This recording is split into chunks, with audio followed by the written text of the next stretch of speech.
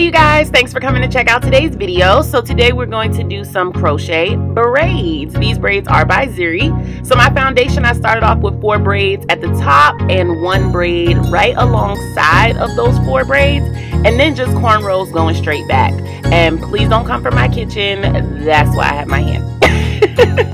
Alright, so these braids are from Zury, and they're the neon blue color. I'm not really sure why they're called neon blue, because I'm getting more of pink tees, like more pink than blue, but yep, that's the color they are, neon blue.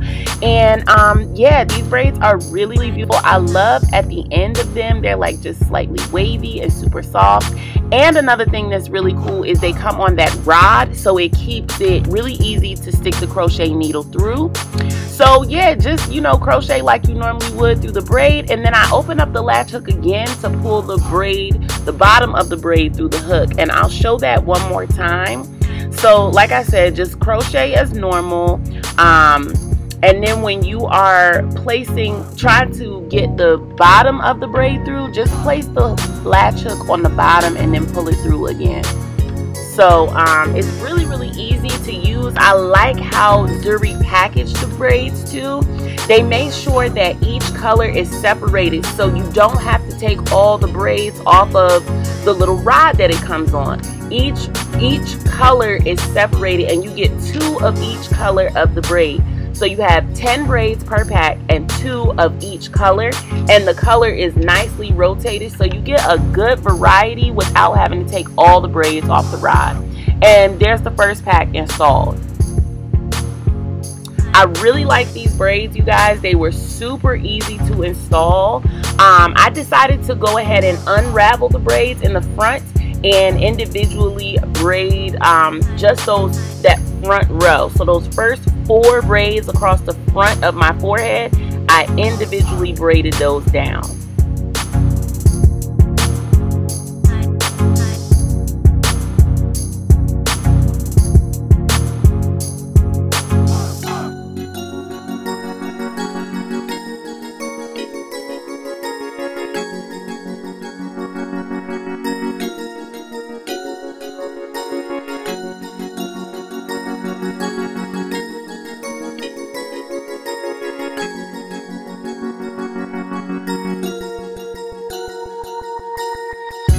Okay, you guys, so can we just really pause for like how gorgeous these braids are though? Like low-key, when I unraveled them, I was just even more impressed. Look how they gradually just add the colors in. It's just so pretty. I love these braids, you guys. You've got to check them out.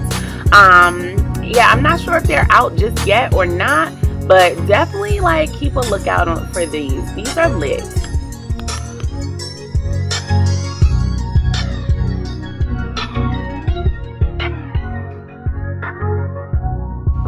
Okay guys, so here's where we get a little technical. So I unraveled my individual braids all the way down almost to the bottom, but not all the way to the bottom, because I wanted to keep the parts.